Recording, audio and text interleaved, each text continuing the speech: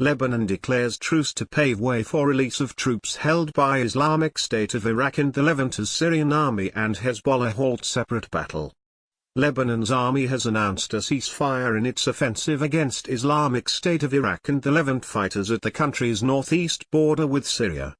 The ceasefire took effect at 7 a.m. local time, 4 o'clock GMT, on Sunday in order to determine the fate of Lebanese soldiers who are in Islamic State of Iraq and the Levant captivity, the military statement said.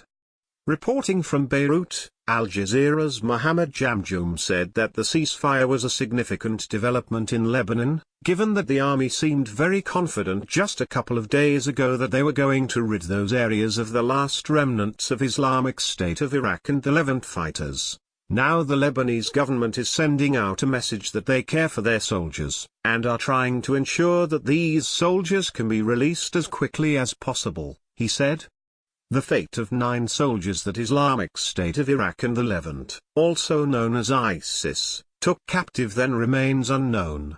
Shortly after, the Lebanese group Hezbollah and the Syrian army, which are engaged in another offensive against Islamic State of Iraq and the Levant on the other side of the frontier in Syria along the border with Lebanon, announced a ceasefire that took effect at the same time. A Hezbollah military media unit said the ceasefire took place under a full agreement to end the battle in West Colimon against Islamic State of Iraq and the Levant.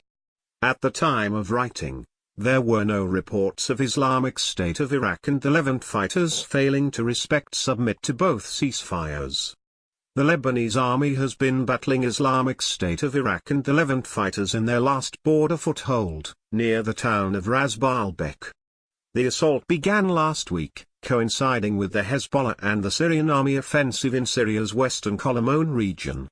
The Lebanese army said it is not coordinating its military operations with the Syrian army. Northeast Lebanon saw one of the worst spillovers of Syria's war into Lebanon in 2014, when Islamic State of Iraq and the Levant, or the Islamic State of Iraq and the Levant, and other armed groups briefly overran the border town of ISIL.